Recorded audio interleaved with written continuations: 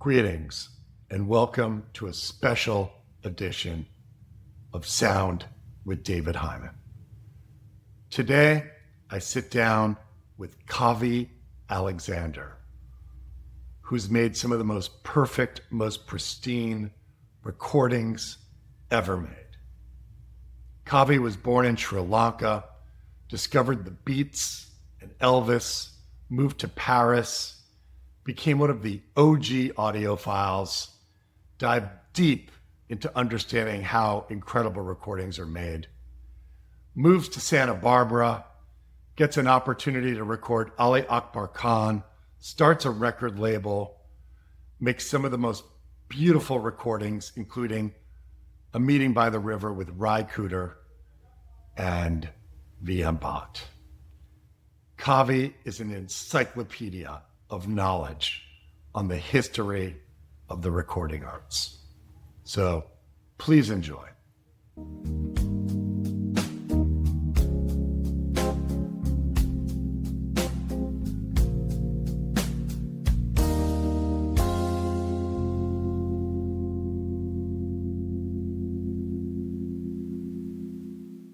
As you know, grew up in Sri Lanka, which at that time, when I was a kid, was called Ceylon. The resplendent island, famous for gems and tea, exotic birds and orchids. Wonderfully beautiful. When I was a little kid, we didn't have the stereo at home, we had radio. So I listened to the radio, and my parents had never been in a cinema. Church, that's it. So that was the only music that my parents, especially my mother, she sang in the bar. And to them, there was no life outside the family and church. That's it. So your mom was Christian? Yes, both my grandma. Oh, the Moper. And she played violin, Carnatic music, and sang in the choir and in the church.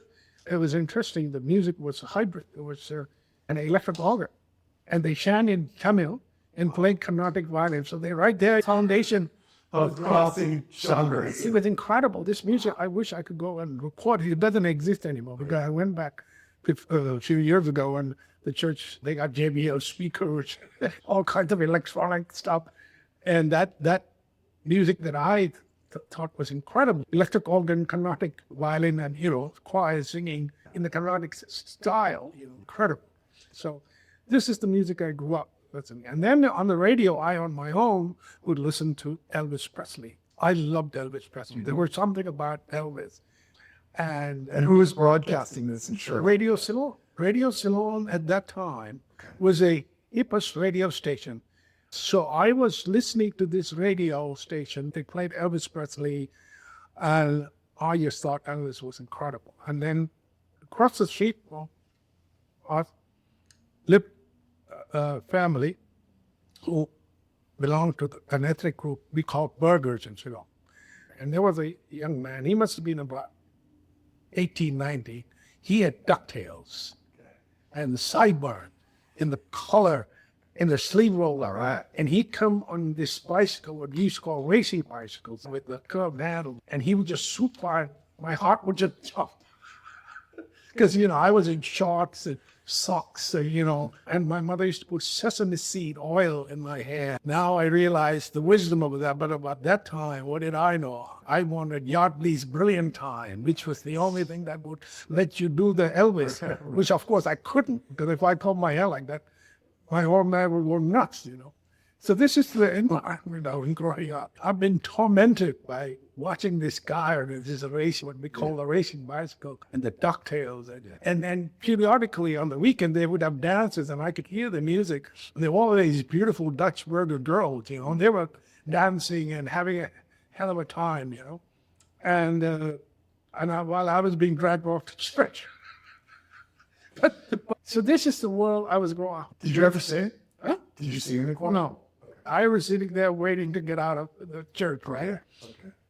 And then what happened was I started getting interested in taking apart things. I mean, I had mechanical sets, what you call rector sets in this country. Mm-hmm. I was very much into that. I was always looking at this radio and thinking maybe I should mess with this. And then I was sent off to boarding school. So at age 9. And I was sent to the finest school in Sri Lanka. It was called St. Thomas's College. And very high standards and very high reputation. And so in that school, most of the guys who came there were from the elite, extremely wealthy. And my best friends happened to be a young man whose father was extremely wealthy, and he was a film producer. And he was the first one that I knew in Sri Lanka at that time who was very worldly, knew a lot about Western culture. He had tinted glasses and ascot, like Kurosawa type, very elegant man, beautiful. And they lived in a huge big house. They were divorced, so there was the two sons, Anton and Leon Vikramasinghe, and the father, and then a chauffeur and a couple of cooks, and there were about 4 or 5 people who took care of the place, right? And just to give you an idea, I went back to Sri Lanka after 50 years, a few years ago, and I went to visit this place. By that time, the Vikramasinghe family they had lost all the fortune, and guess what? That house my friend lived in is now the Vatican Embassy in Sri Lanka, the nuncio. So you can imagine what kind of place it is. And so these are the kind of guys I went to school with, and all of them were very, very, very nice. But Leon was my buddy, and we were getting into trouble. And basically, we watched the Elliot Ness movies, The Untouchable. My hero was Alphonse Capone. Yeah. Always on the side of the dark force, bad guy, Alphonse Capone was I didn't like Elliot Ness, that federal agent. This is the bad boy. It's Alphonse Capone. And so here we are, Elvis Presley and all this, Alphonse Capone. And thrown into this mix was something that really changed my life. I was in boarding school, so I went there in 1959. And so I was 9 years old, 10 years old. And a kid in our class brings a copy of Playboy, okay, which was banned at that time. Okay. So what year are we talking now? 59.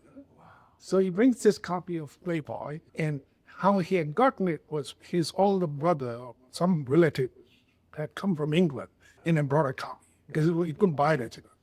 So he brings it to class to show. This is what do you think that Playboy was? There was nothing to see. So I get this magazine and I flip through it, and there's an article on the beatniks. And I did not know this at that time. It was an article written by Jack Kerouac. Because I looked it up some time ago on the internet, and it said that he had written it. So it must be the same article. I ripped this article out. Okay? This is a 10-year-old boy in Sri Lanka who knows nothing about anything about the Western counterculture. Yes. Because I'm in an English boarding school. You think they're teaching you about the bohemians? No. They're not telling you about the bohemian tradition in the West, whether it's in Paris or in London here. Right. The Coleridge and the guy smoking opium and all that stuff. Yeah. Absolutely Paris, none of this. So I read this article, and I really was blown away. So I looked this out, and then it started to eat into me. There was something out there that was being denied to me. Because, in boarding school, being in English, we were reading Wordsworth and, studying Shakespeare and all that. Although in the Tamil literature class, we studied about the Ramayana, Tamil Ramayana, which was fantastic. I loved that. But I wasn't interested in Child in the Light Brigade. It wasn't for me. So things were brewing, and I started the radio club, and we started trying to build small receivers, tube radio. And then I started the Rocket Club, because I had seen, again, an American influence on Life magazine. There was an article of NASA, the first astronaut, Alan Shepard, and all that, in their white outfits, and I was absolutely fascinated. So I ended up writing a letter to President Kennedy, volunteering as an astronaut. And to this day, what I remembered in this school, he's the bugger who wrote to Kennedy. That's what I remembered as, the bugger who wrote to Kennedy. But there are guys, classmates, who maintain that I got a reply, which I never did. Okay. Which I never did, because I'll tell you why. The letter never left Colombo. The guy stole the stand. They used to do that. because I remember he was looking down at me from the counter like he's looking at President John F. Kennedy. Right. It was a really cruel thing to do. He should have let it go. But neither did I get a response from Jack Kerouac. I never put to Jack Kerouac. I didn't know what Jack Kerouac was. But I now know that the article that appeared in Life magazine was written by him. What was in those words that resonated with you? It wasn't the words. It was the whole thing. These guys hanging around in cafes, writing poetry, and just being, there was none of this necktie and getting up at 4 o'clock in the morning and running off. It's just a whole nother attitude. Now, of course, this exists in India in the religious context. All the sadhus and the people who renounce the world and go off, but they are still within a structure in the more orthodox element of the Hindu or Buddhist culture. This sort of bohemian element is missing because the bohemian are outside of any kind of organized structure. They don't have a religion. They don't belong to a group as such. You know what I'm saying? That has its own rules and modes of behavior. So that was kind of very unique. In India, the course of thing is the agori, but then the agori themselves are a structure. It has their own confines within which you function. Of course, if you really want to look at it, the Bohemians too have their own structure. But in a sociological sense, it was a very liberating thing. And being in this sort of very oppressive environment, this morning school, very strict. I got caned every day. Every day? Every day, because I was not willing to toe the party line. So between Elvis Presley and Jack Kerouac, I think the damage had been done. Mm-hmm. A nice Tamil boy who should have grown up and become an engineer or a doctor, married a nice Tamil girl, and settled down and lived a very nice upper middle class life, decides this is not for me. So, and then the counterculture comes. So we have the first wave of Europeans, Westerners coming to India, and they are not your regular tourists staying in the fancy hotel. These are kids who have no horse, money, and they're traveling by bus and smoking BB. And so we're now post-Beatles. Okay, after Elvis, I want to hold you. I want to see Hard Day's Night in a big cinema in Colombo, the big cinema with the screen opening and balconies and all that. Oh man, I could talk with that scene where they come running down the warming staircase. So the damage is getting worse. And then we have all these people coming to India. So I'm reading about these guys in the Newsweek and time where it was always very bad. We all scum of the art. And the local newspaper picked this up and they accused these guys of being chilled and the worst from the West. And I back low. So I invite some of these guys to stay in my home. And now, question, do you think this was happening before George Harrison discovers the Maharishi? Were there others coming to India, starting to see? They had already been to education, they had already been, and around this time, it was all happening. Glowire, it was the place everybody went to, and there was a guy called 88 Fingers. Okay. Who took care of a lot of the kids who were in the acid and freaking out. And he was a incredible comer. Did you go to Goa during that? No, I didn't see him. I didn't need to go to Goa. I had a much nicer beach where I lived on the East Coast, but nobody there. Where I would take these friends of mine, these Western hippies that you say, I wouldn't smoke dope and watch the sunset. It was incredible. The only thing we didn't have was music. Until one day, this Dutch hippie came, who was the first one to give me LSD. And he had a little Philips tape recorder with the little spools. And he had music on it. Ella Fitzgerald, Frank Zappa. What? Yes. Freak out. And but I really was, Tim Harden. I did lost it. Unbelievable. So that was his name was Tom Meyer, and he played true. And he brought you LSD. Huh? He had it because it wasn't available. It wasn't available in India at that time. So he had some. And so we were smoking not a dope. And also in Sri Lanka at that time, I don't think even now they have any hashish. They have a ganja that grows in the jungle there, but the hashish is only made in the northern parts of India, Kashmir, and then in Afghanistan, and also in what they call keef in North Africa and Lebanon too. So Sri Lanka didn't have this. And so the way you could smoke hashish in those days in Sri Lanka was to get it from one of the traveling hippies. All of them did. So you had the choice, like Afghan or the Kashmir. And so we smoked a lot of this. So one night he said, hey, you know what? I'm going to give you some LSD. And I knew everything about LSD. I read about it, but I couldn't find it. So I took LSD for the first time and went for a walk on the beach, on the famous beach on the East Coast of Vaughan, which is an incredible place. There was nobody there. You were walking around. It was pristine. So anyway, I decided that to follow this bohemian path, I needed to leave Sri Lanka. And I wanted to go to Paris. London never attracted me. I remember because Ceylon being a British colony, there was always some relative going to England or coming back from England. So London and England were words you heard all the time. And as a kid, what it conjured was something dark and wet and cold. This is the mental picture. Whereas Paris was sunlight. This is how I was imagining it over back. And so I was automatically drawn to going to Paris without knowing anything about French culture, not very much, because we were strictly educated in the British system. And there was an element of racism built into that, prevented anything from French or Italian coming in. So I never heard about Baudelaire or Rimbaud, didn't know.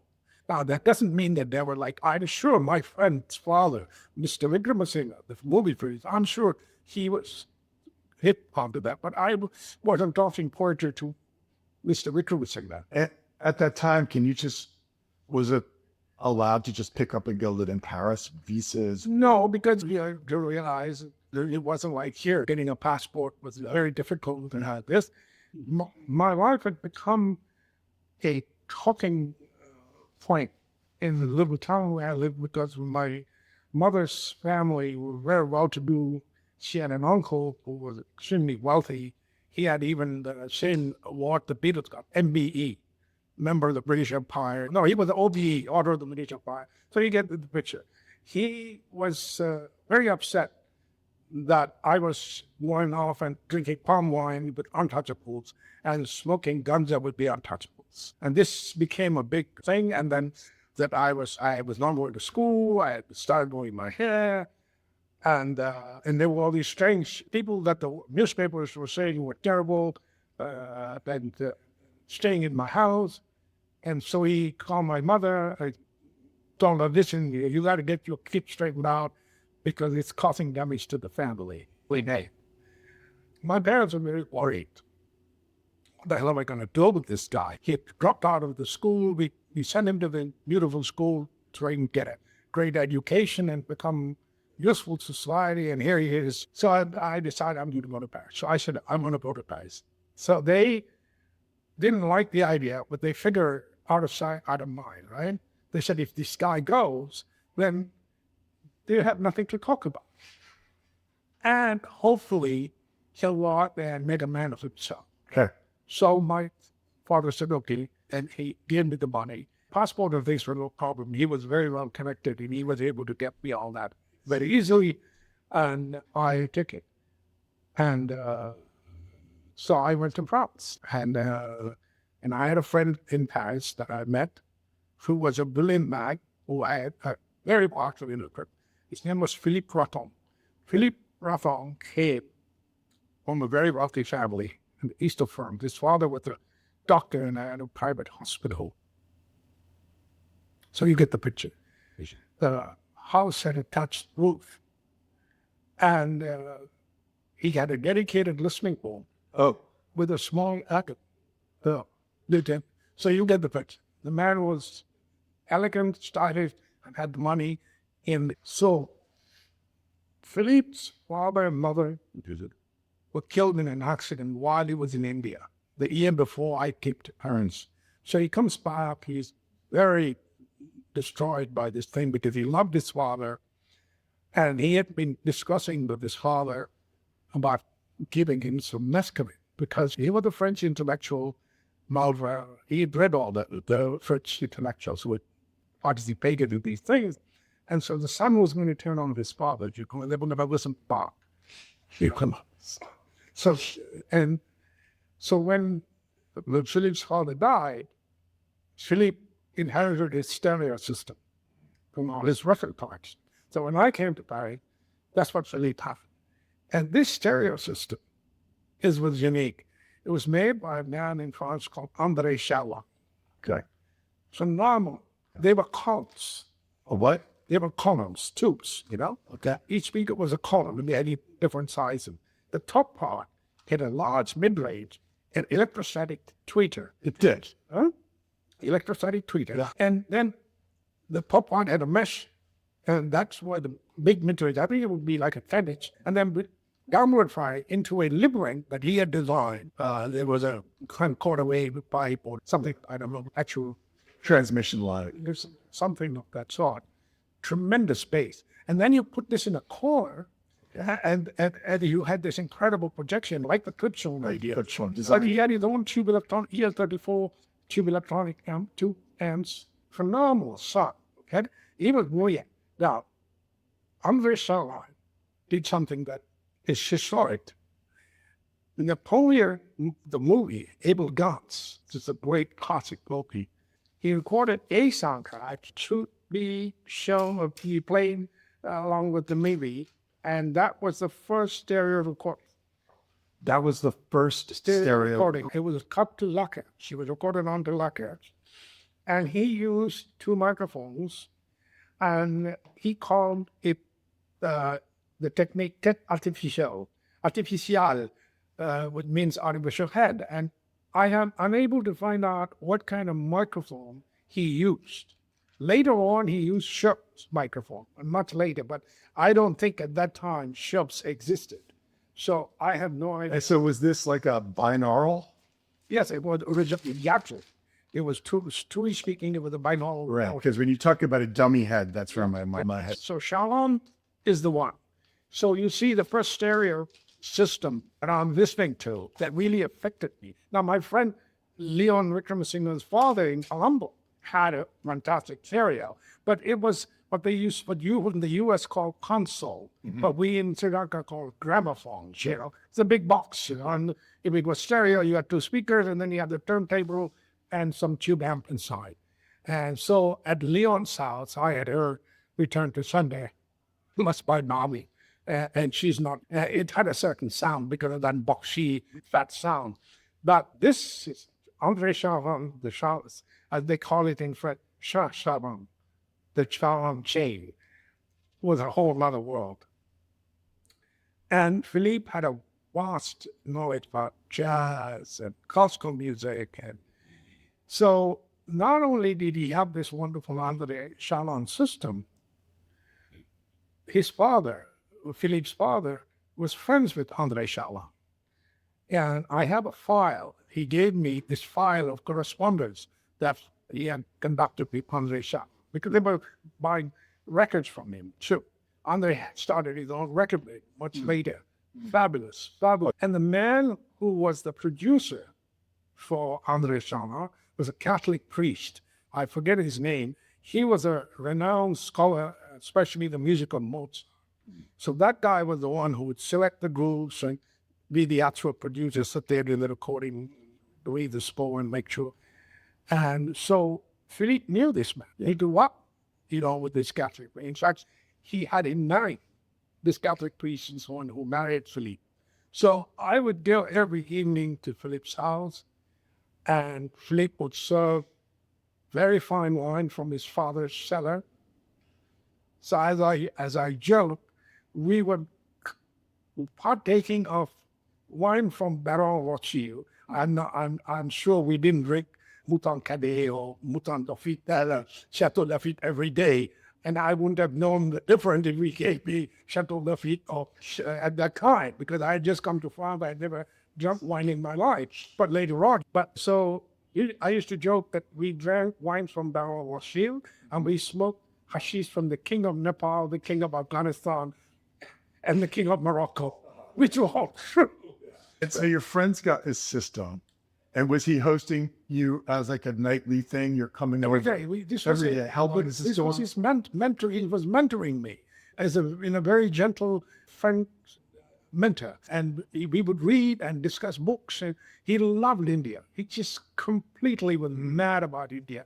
And so we would listen to Indian music. He had LPs of Indian classical music. Was he getting stuff from American all over, so not just French? He didn't have. See, that was my contribution. All the LPs he had were Indian EMI, Gramophone Company of India. Okay. It was after listening to his stereo and getting used to what good sound was, would go to the La Finac.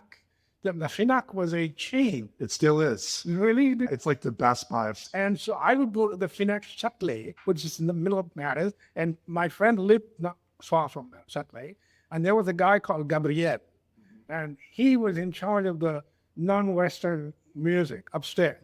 And so we became friends, and he would get all the Indian EMIs, and he would put them aside, and and he would hand me Malingam or whatever, you know. And so so I discovered that the Western recordings of Indian classical music were generally superior, mainly the vinyl. The vinyl was much better. So I started buying all the Connoisseur and World Pacific recordings. And there was a Folkways, but Folkways was not into quality sound. You know, he was buying recording from musicologists and stuff like that. It wasn't like, whereas Connoisseur. It was more field recording. Connoisseur was the southern recording of Ali Akbar Khan, recorded by David B. Jones, was a hero.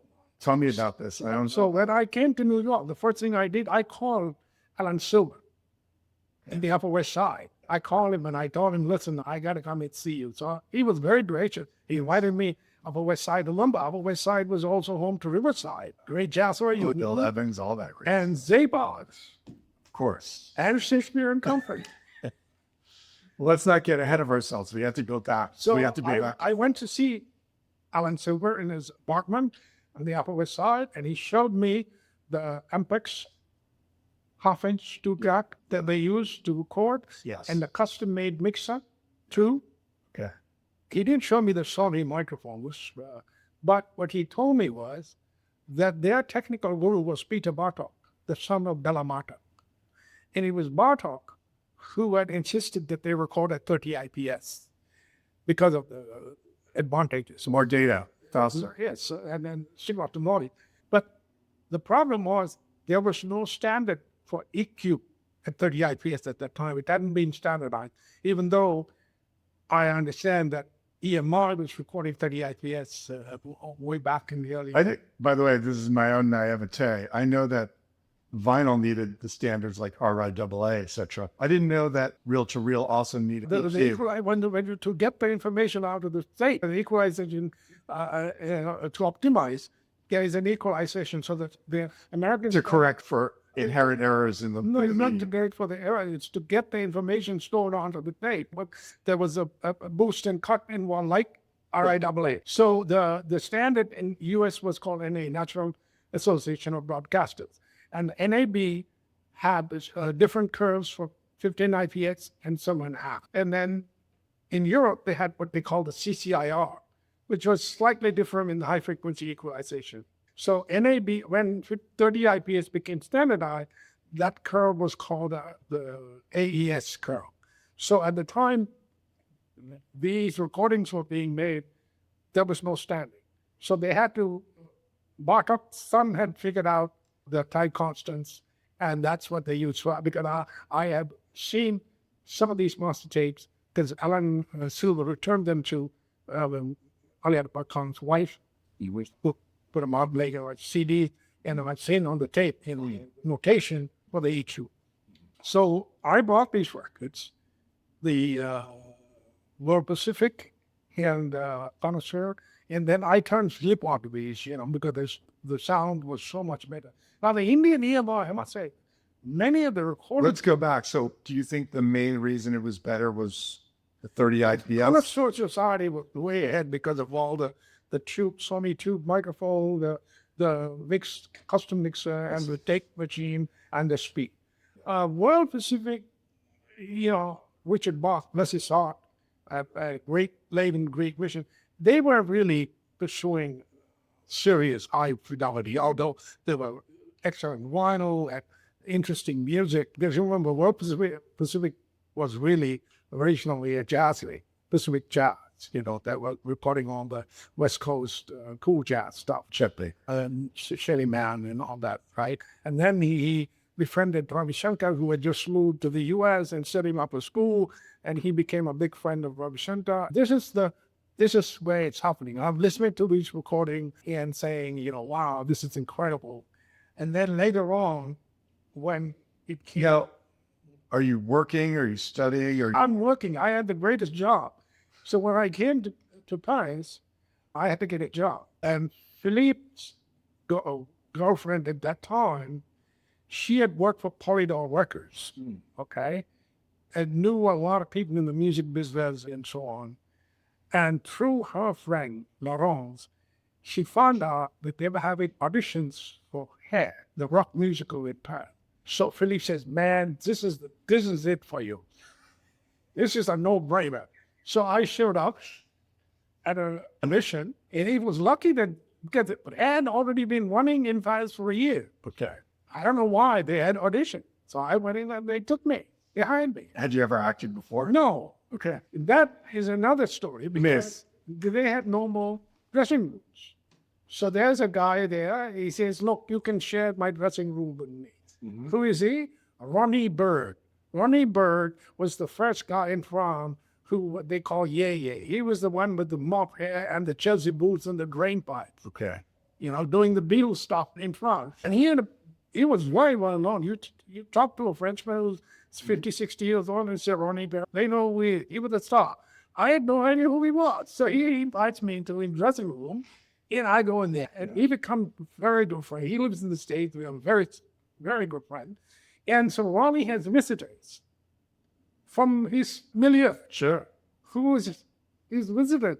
Giorgio Gomelsko is one of them. Who is Giorgio Gomelski? Giorgio Gomelski was the original producer of the Rolling Stones. He gave them their first gig in London at his own club, the Crawdaddy. Okay? So this is the kind of guys who are coming into the dressing room, smoking a joint, so I'm like, oh, wow. But all of these people, there was a guy who used to come to the cafe. There was a cafe next to the theater, and we used to congregate there before and after. And this gentleman's name was Ricky Stein. Ricky Stein had been producing little concerts here and there, and he was trying very hard to get into the record business. And Hair in France was very different. They ran it in a French way. They even had our own designer, clothes designer. And at that time, there was a young designer in Paris called Jean Bouquin. And Jean Bouquin was the new Yves Saint Laurent or whatever, And what he designed, I don't know, because I never wore anything other than a white kurta. He was there, and he goes to a party. He's a French guy. He's a French bourgeois, good wine and food, right? So now there are these elegant people are starting to take a little puff here and there. And one night somebody gave him some LSD, and it blows his mind. In the morning, he decides to give away all his wealth. Oh, okay. So Ricky Stein says to him, no, you don't want to give back. What you want to do is, we will make a European answer to Woodstock. Okay. And he says, okay. I'm a man. I'm the right. They very quickly find out that after May 68, the French authorities were going to have a group of 50,000 people gather anywhere in France. No way. So there goes the dream. But then they find out that you could do it on private property. Then you don't have to get a license. Yes. So I don't know how they chose it. There was a manor, a chateau outside Paris that belonged to a French film music composer. He had actually won an Oscar. I forget his name. I think his name was Mann. And supposedly Chopin had lived in this chateau. Somehow they get permission to have the concert on his property outside Paris. And Ricky had been to the States and been on the West Coast and met with the Grateful Dead. He had some connection. So he calls them up and they say, okay, we'll come. So the entire Grateful Dead and the crew flew first class to Paris and performed this concert in this chateau to which only the local fire chief and the chief of police and a few villagers came, and a few French hippies from Paris. So like a private concert. And there's a deck playing away, and they're giving acid and actually, it's on video. You can see the video. It's called Chateau Aroville. Okay. And then Jerry Garcia found out there was a studio because the film composer had built a studio for his own use. So this word gets on, and next thing you know, David Bowie and Elton John, and it's Honky Chateau is supposedly, stop playing on words. Because this chateau was haunted. Okay. I know Bowie and George made a lot of work. It became a big deal to record at this studio. And Was it a good scene?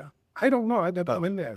I never went there. But it became famous. I think they liked the whole atmosphere. And now there was a swimming pool. And it was like, you're living in a chateau. You've done and access to the wines. And let's not forget the stones in the south of France. So here was an incredible opportunity for me, mainly because I got paid immensely. And so I made all this money. And what did I do with this money?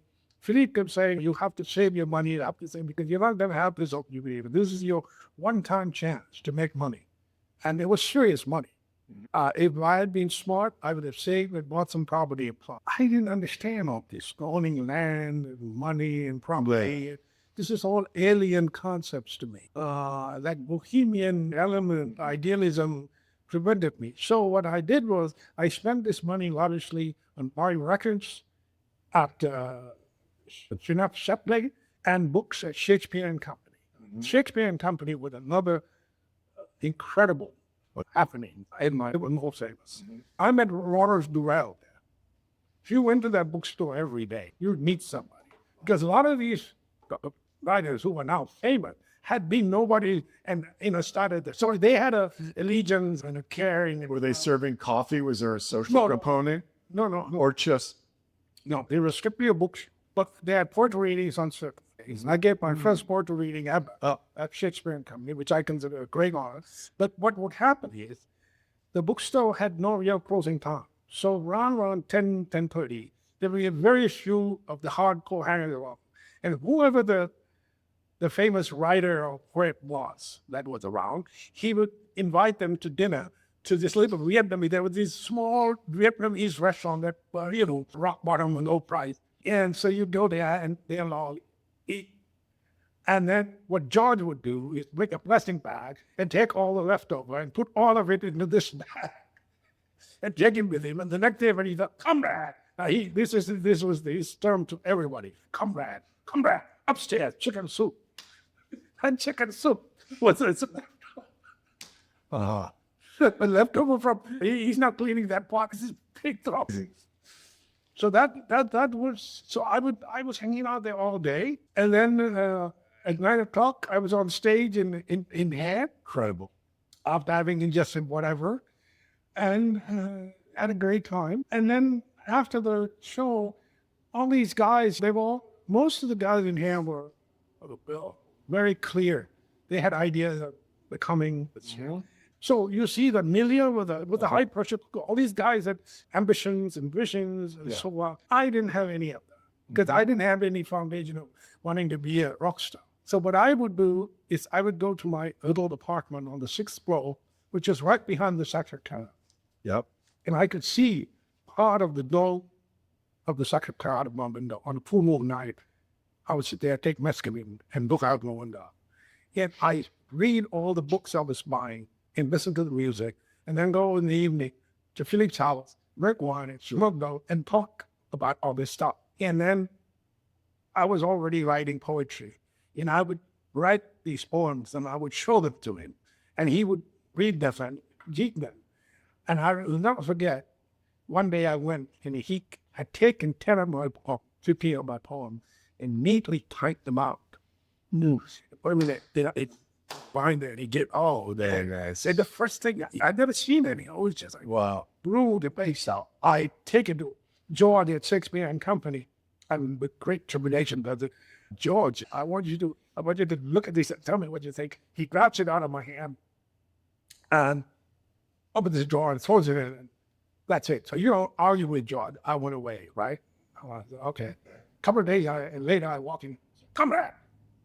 You have the lyricism of the Bengali poets. Wow. First reading, Sunday, 7 o'clock. And he drips out the piece of cardboard from a cardboard box. First reading, Bengali poets, 7 o'clock. And he hands on the door. That's it. Enough said. You've no say in the matter. So that's how it happened. But he did something that was truly, I'd never seen it. It's an old building in Paris, right? He'd found out that there was a gas pipe. So I don't know how this hole got there. There's a hole dug in the floor in the middle of this bookstore. There's a hard stone, right? And this stone exposes a pipe, and there's a hole in the pipe, and there's a little bit of water. And he had it all figured out. So what he would do is, before the part reading, he'd go there, open a little bit of the gas, right? And the gas would fill up, but it was heavy, all right. And then he'd throw a match in there, and this thing, he just washed over it, and it's all wood. Wow. And that's how the Porter reading started. Oh, wow. It was like baptism by fire. So here you are in this bookstore with Hemingway and Joyce and also. And it was a truly exceptional and magical time that you can't buy that. You know, there's no way. And Jordan was very nice, and was terrible.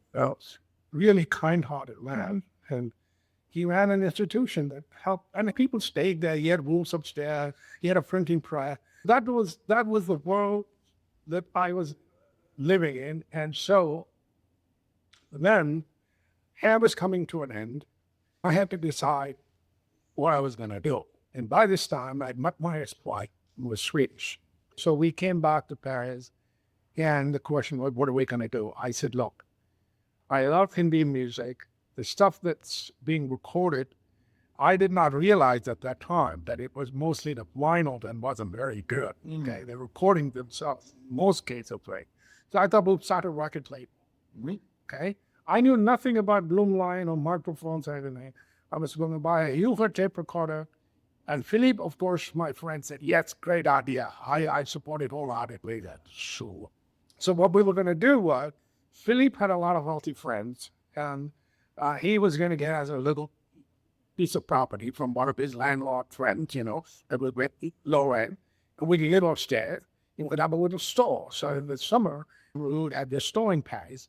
And then in the winter, you would go to India and record. Just a microphone. I had no idea, you know, Blumlein. That's how the original idea started.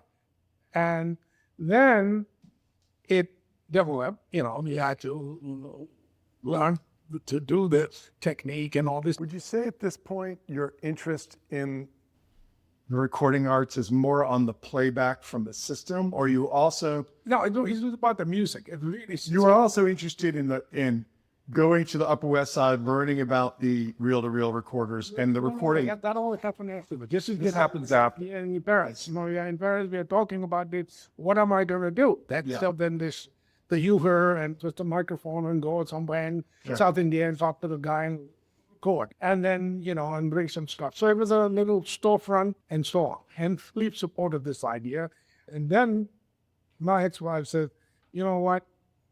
I don't like Paris. I don't want to live here. You have all your friends. She always felt left out because I had a very strong bond with Philippe. Right? She always, even though Philippe was extremely gracious, there was no denying it. The bond was between her and me, and she felt left out. And I understand that. And she really didn't like Paris. It wasn't really her thing. So I said, okay, but you know, really, she's a wife. You have to make her happy. So we moved to Paris. And I think that there was a reason for that because, of course, you know, we got to Paris and married falls apart, we get divorced. And there goes the idea of a record label because I can't do anything with money. I see. She was the finance minister from day one. So I said, what am I going to do?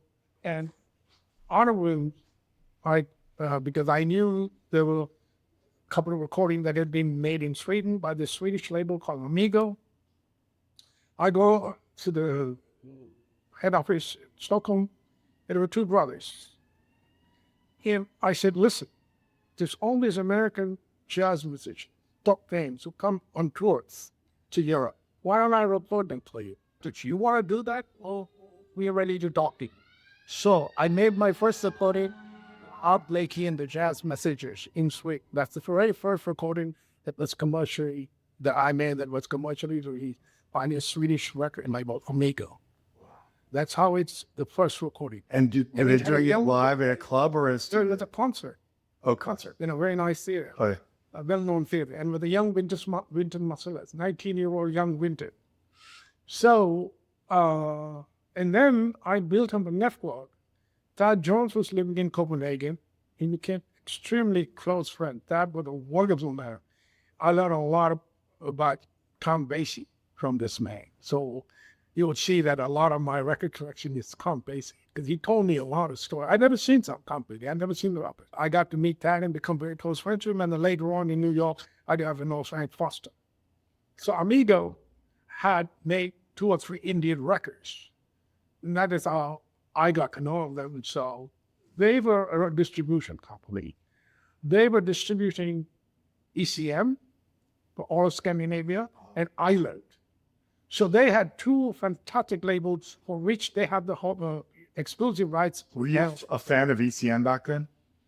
I actually called Manfred Eicher and talked to him about allowing me to record him and telling him on the Blumlein type of approach. But he was sold on he had a guy in Norway, he liked that, and, he liked the close miking, and so, but he would lay on.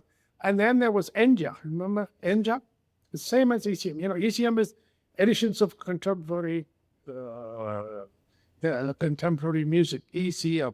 And there was Enja, editions of contemporary jazz. There were 2 guys, Matthias Winkelmann and I forget the other guy. They were doing similar to ECM, and they actually made some direct-to-disc recording. I don't think ECM ever got into direct. Because as far as I'm aware, they never made ECM never made a direct-to-disc. But their sound, they were getting... You have respect for that sound, even though it's... Well, I respect that. It's a studio sound, and, it's a certain aesthetic. And it fit the kind of music he was doing. It was a kind of very Nordic and stuff. Enja was more eclectic. Enja did a couple of direct-to-discs. They did also DMM, and they did digital recording. The one direct-to-disc I really loved that Enja did, also Abdullah Ibrahim, and Johnny Diani. It's just acoustic bass and piano. It's fantastic. Echoes of Africa. It's a great record. So Enja was, and again, I talked to the guys at Enja, and of course, by the time I was calling them, they had already formulated their process, and they were not willing to let some strange guy come in there and muddle up the story. At this point, did you now start to develop any recording philosophy on your own, or? I don't know. By this time, Blumlein was the hero. Okay, Blumlein was God. Okay, to you? Huh? Blumlein was God to you. How did that come about? From reading. From reading. From reading. Okay, and the interesting thing is, can you explain Blumlein? It's Blumlein in this case, as it applies to me, is a microphone technique that comes out of the research that he did in the 30s. He was working for EMR. They were working for sound on film. Okay, and he developed this microphone technique, which is you take 2 figure-of-8 microphones and you cross them at 90 degrees. That is the basic Blumlein technique. So as I get to know about Blumlein, I have to say this: Blumlein was also involved he had 40 patents when he died. He died in a plane crash, which was a laboratory, flying laboratory, and just at the end of the ball, the plane crashed and he died. So, cut back, war hasn't ended. We are talking about the British coast, so elevated from the sea level. There's an experimental radar station. And operating this radar station is an American. His name is Jack Mullin. He'd been sent over and the American forces. He's in Britain, and he's maintenance at this experimental radar station. So they listen to BBC to keep themselves occupied on the radio. At midnight, BBC would go off the air. They would switch to Radio Berlin Philharmonic, playing at 1 o'clock in the morning. And he says to Jack Mullin told me the story. He says, Hitler was raving lunatic, but I don't think even Hitler could have kept the Berlin Philharmonic up at 1 o'clock in the morning.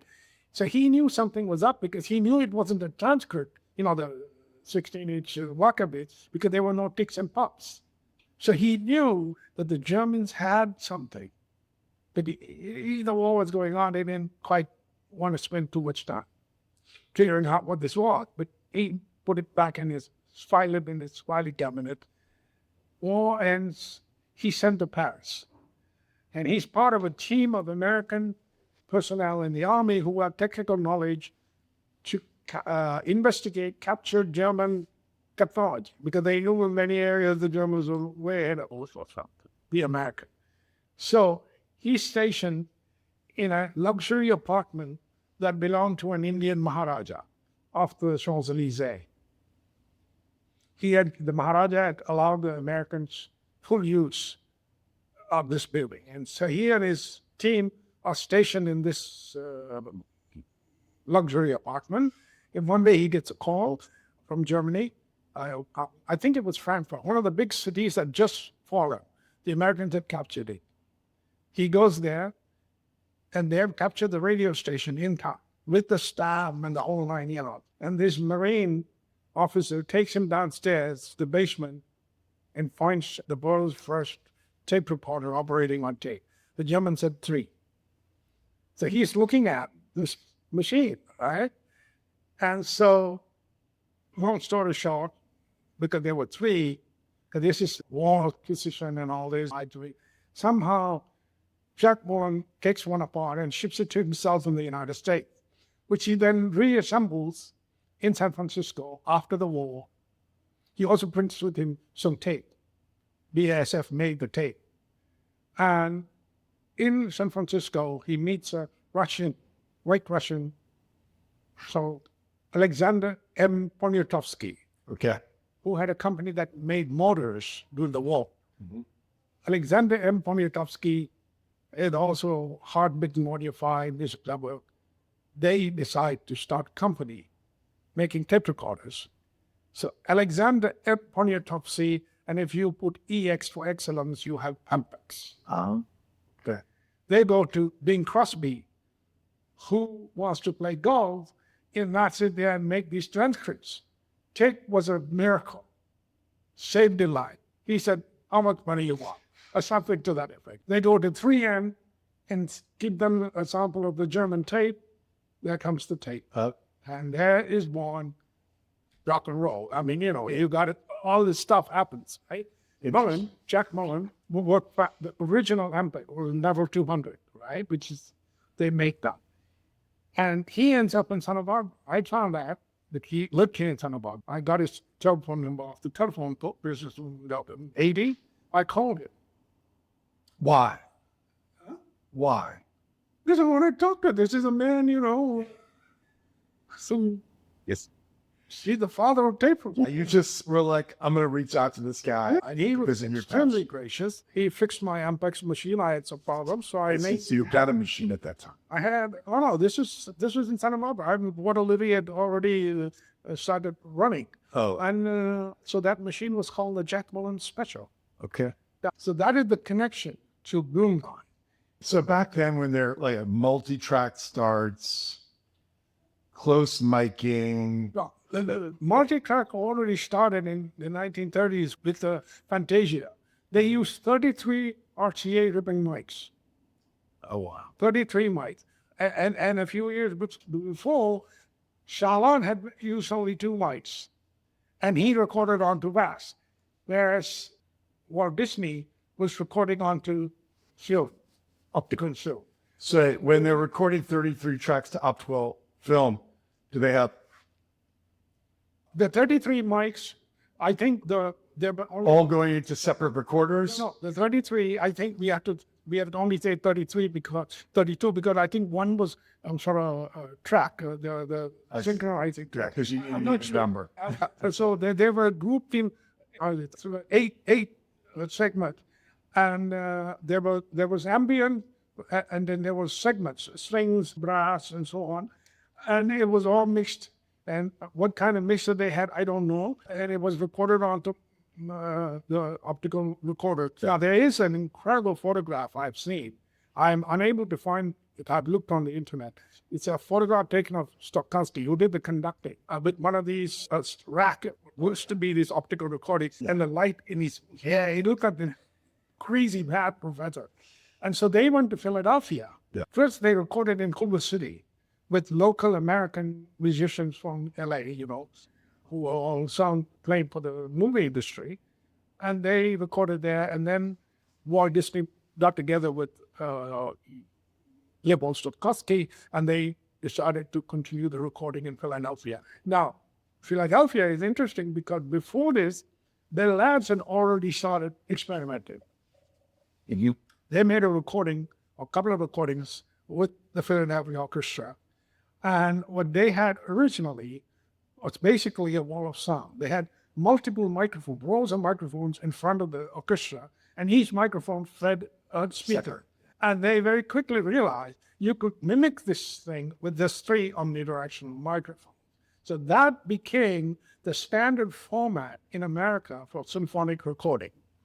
3 mics. The 3 mics. 3 spaced omnis, okay? Yeah. And that 3 spaced omni technique, which is boiled down from the however many mics they first used, right? That really was put into effect and used was Everest. Everest was started by a man called Belloc, who had a high-tech company. I think he was a defense contractor, so he had a lot of money. But he was a totally maniac for music. And he started this record label, Everest. And his recording engineer was the famous Burt White. And they did something that nobody had done.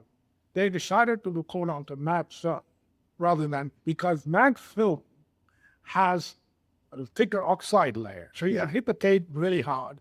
You don't have print through. And because it's pocket, no wound slider. So right up off the gate, there was, except all the matte. No wound flutter because the motors were better in sprocket. Oh, sprocket. Gosh. The matte film recorded at that time were mostly film, which was dialogue. So they had modified the electronics to, and it was a brilliant idea. So they start recording Burt White, but the parents of the board of directors at some point told Belloc, we got to scrap this money-losing business, okay? And so Everest shuts down, and Bob Fine of Mercury buys that equipment. Okay. And continues doing the same stuff, And were you a fan of Mercury back then? Well, to me, they're the Gold standard. ground rules. They're the gospel. There was a female engineer. Was that his wife? No, that was Wilma Kozak, was from Texas. And there was a Hungarian conductor, Antal Boraki, and she was his assistant. She could reach her back to front, upside down, brilliant one. And when Doraki went to Minneapolis as conductor, she followed with him, and that's where Bob Fine met her. And they became involved. And their son, Sid, is a wonderful guy. I correspond with him. We talked about this stuff, deeply knowledgeable. What was your thoughts on kind of the Blue Note recordings and the Rudy Van Gelder song? Was that something you were a fan of? Very touchy subject. I personally don't think Rudy Van Gelder is a great engineer. Yeah. It's very controversial. Hard left, hard right. He's a much better engineer. The guy who did the stuff for the contemporary, Roy Dunant. Okay. He used to be at Capitol Records. Okay. Okay. And the story I've read is that Lester Koenig of Contemporary said, look, I'll buy you these German Neumann mics and you come and work for me. And he did. What about all those Miles Columbia records recorded in New York that sound amazing? Yeah, there were a couple of guys. There's the guy who recorded Kind of Blue. He has a French name, Blue. And then there's a guy called Licio or Lacio, and then Tonkel, Stan Tonkel. These are the guys, and they're rotary knobs, man. It's not the slider. They call it. I don't know how they did all that stuff, but they did.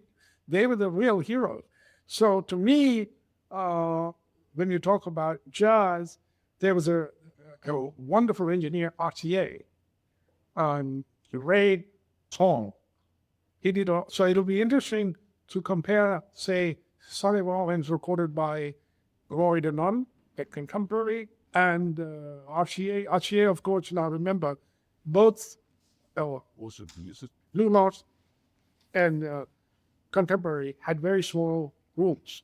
The contemporary was recorded in their stock room, and Blue Note in the house living room of Van Gelder's mom's house. But whereas Archier, they would have had a big room, so they had that advantage. But still, it's also knowing what to do. Now, from what I've read, Roy Denon did some tricks. For example, he didn't use a mixer. He realized that those Neumann mics, if you close mic, you put out water, almost like 5 volts. So that's line level. You don't need a mic preamp. No, exactly. But you can mix. So he built up a passive mixer. And so he got rid of a whole stage of crummy electronics right there. So you see, he had the brain, I think that, and the knowledge to do it. And also, when he ran the tape, he ran it at 15 IPS, but he didn't use the 15 IPS EQ. He used the 7.5 IPS EQ. Okay. And that gives you what is known as the Nagra Master curve. Nagra had their own curve called the Nagra Master. And that has very different time constants for the high frequency and low frequency. So these were tricks that he had worked out. And also the way he applied reverb. From what I have read, he applied it while he was mastered. Now, I don't use reverb. I don't know what the advantages are of applying reverb. If you apply it when you're mastering, then you're not getting one of those big analog tunnels under the cabinet. No, this is what they call plate reverb. It's a metal sheet of metal, with spring on it. Yes. I don't know what the advantages are of applying reverb wide new master or any recording tricks. I don't know. I can't speak because I have no experience, but I read that's what he did. As far as Rudy Van Gelder goes, I have no idea. But what I find interesting is that he was supposedly not very nice about people touching his, like you put your head on a nightstand, guy would be flying out. Now, to me, that seems counterproductive, especially when you're recording jazz music, which is supposed to be, loose and so uptight. You don't want anything uptight, but that's who you want. Say what you will. I personally, I still love Something Else. I think it's one of the greatest records ever made, not because of the sound, because of the music, So as far as Blue Note, that's what I have to say. I'm not a big fan, but the catalog, unbeatable. I wonder what would have happened if Roy Denon and that in the lemon of music, because he only had a few guys, that then the Lester Koenig didn't see. The other thing that people forget, when you say Blue Note, you know who the real flame is? It's Alfred Blythe. That's the man with the vision. Everybody else is a functionary. Yes. He had the vision. And what I read is, this guy grew up in Berlin just before the Nazis came to power. He was from a very well-to-do family. His mother was a socialite. And she was having these parties in her luxury apartment or whatever. And the hit was Sidney Bechet. They were playing 78s of Sidney Bechet. And this young German upscale boy is listening to this and going, what is this? And it eats into him. And then, the Nazis come and he comes to the United States, and that's where you have Blue Note. So it's his vision. Yeah. Without Alfred Blythe, there would be no Blue. Of course. That's all. The rest is all silly icing on the cake. And then the vision. And the same thing with Stockovich, another European. I think he's also German. Chris Stockovich, who started Ahuli. He goes off on a Greyhound bus to Texas and meets Lightning Hopkins, and amazing stuff. So the vision, it's the vision that the recorder, Dave, microphone technique, all this is secondary. Yes. It's the man who has the vision and who has the chutzpah and the daring to go and do it. I would have loved to have met Ashley Kias. I had an opportunity to go to Inglewood and meet, because a friend of mine made a record. I'm an IT co. Not interested in meeting, because I'd heard that he was so uptight. I wasn't interested in meeting. Okay, so you're in Sweden, you record Art Blakey, And then where do we go from there? So I'm spending a lot of time with Thad Jones, talking to him, Yes. learning a lot of stuff. Yes. And also to Don Cherry, who lived in Sweden.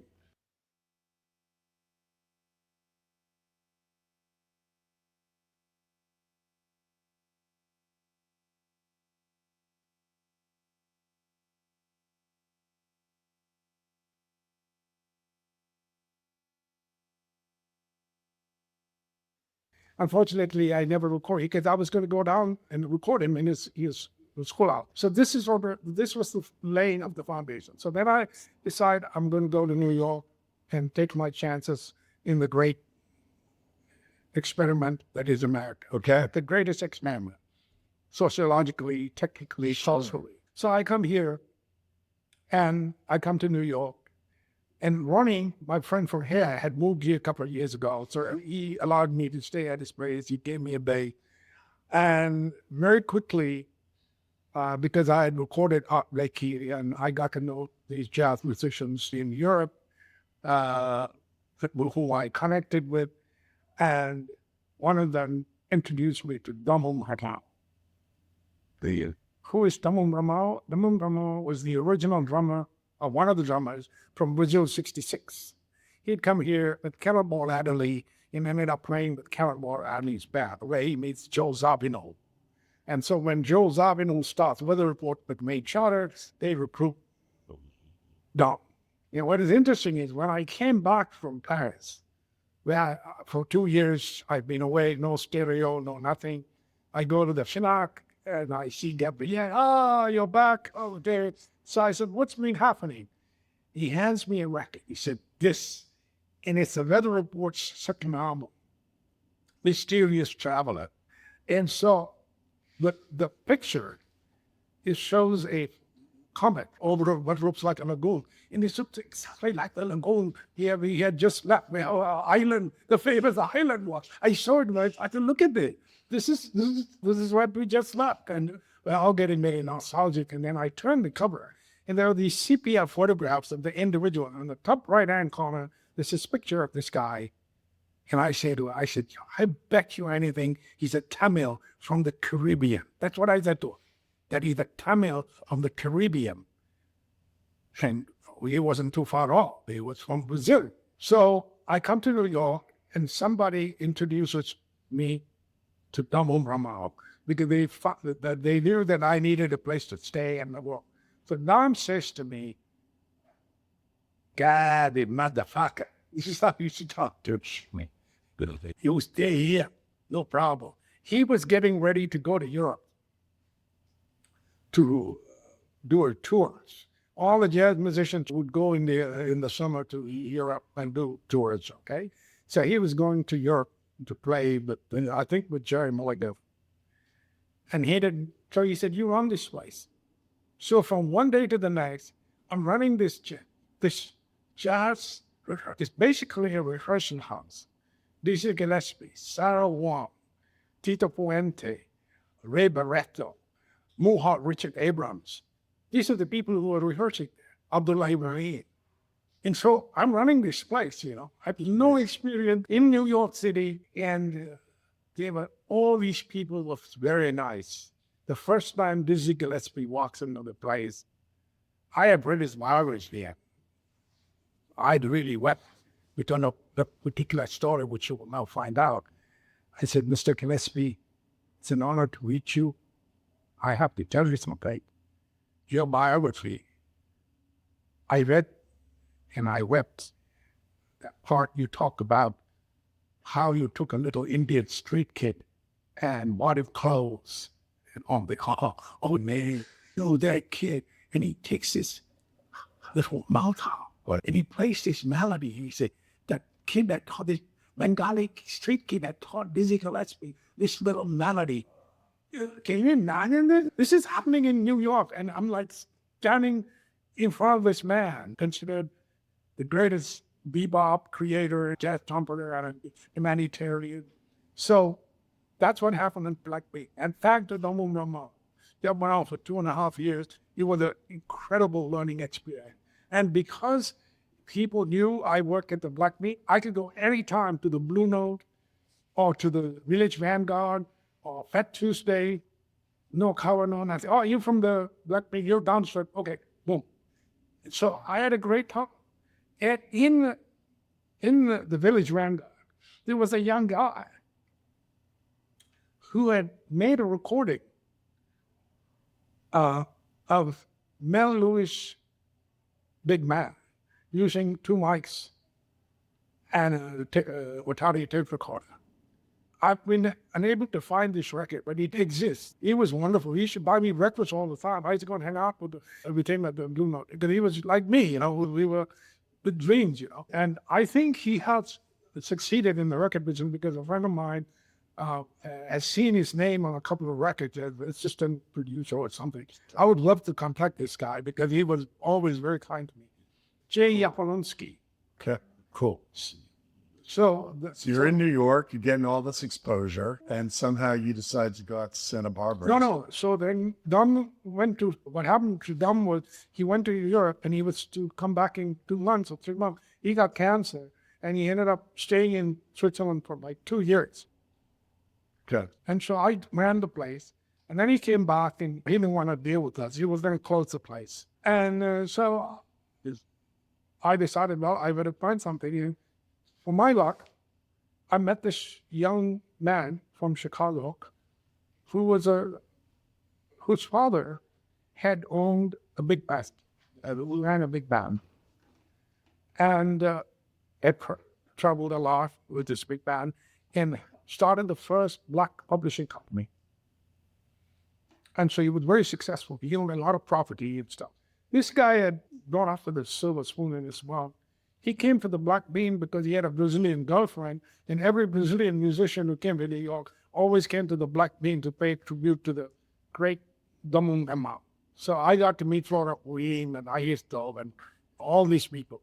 And so this Yemi came there with her husband, Ed Saunders, Ray Saunders. So we start talking, and he says, so why don't you come to Chicago? There's all these great musicians there. We'll start a record label. So anyway, I realized that the record label in Chicago wasn't going to happen. For my luck, there's Consumer Electronics Show that I'd always heard about. And I'm in Chicago, so I did the show.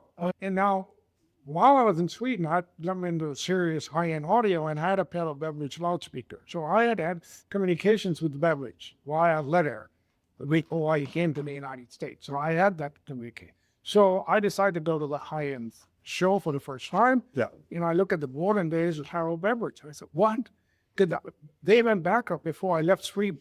So obviously they're back in business. So I run up the stairs. I didn't even take the elevator.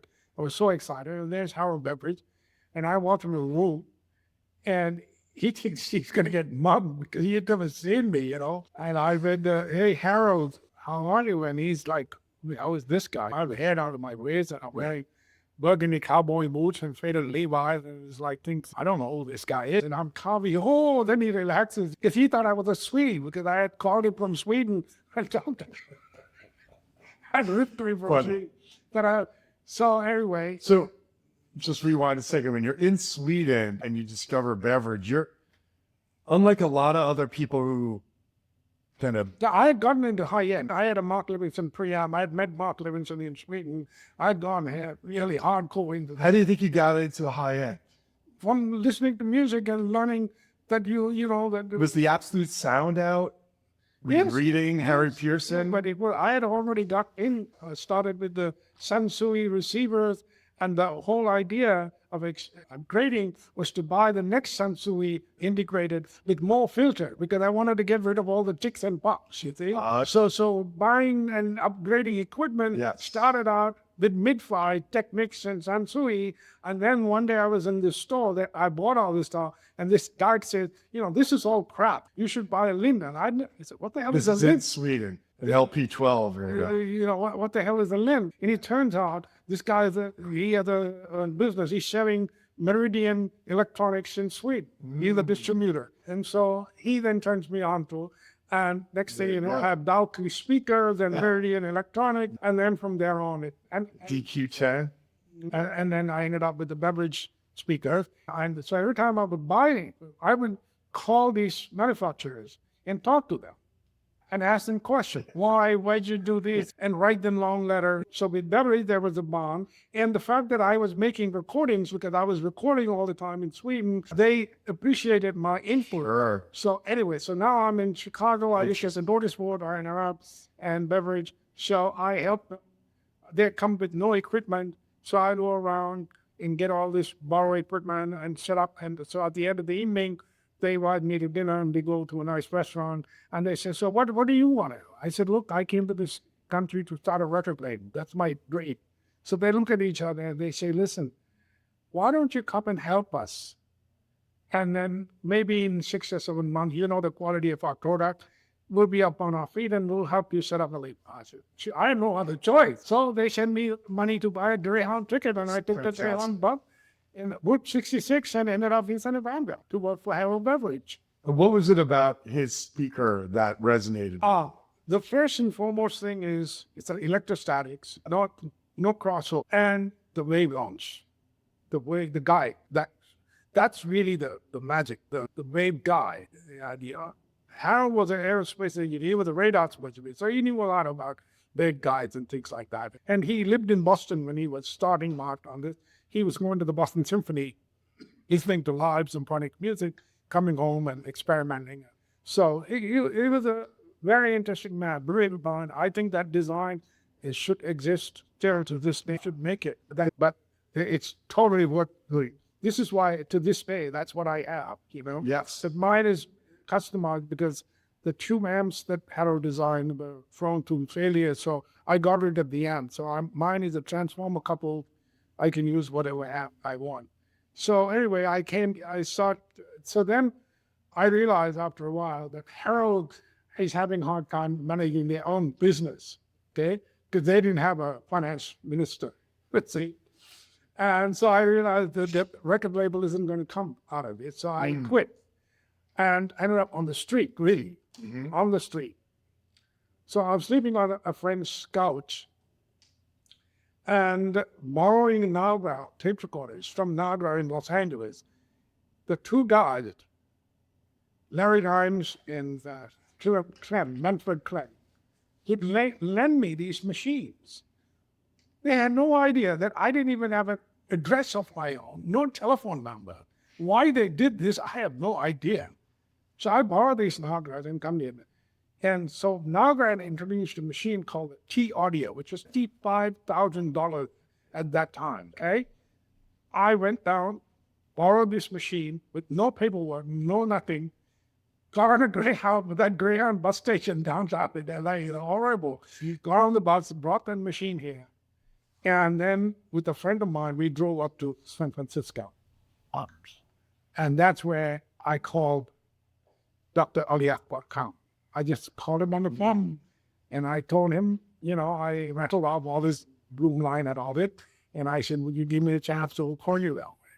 He says, come to the school tomorrow. So I went there and that's how he told me, I'm playing a concert in a few days and you report that concert and I will listen to it and then we'll talk.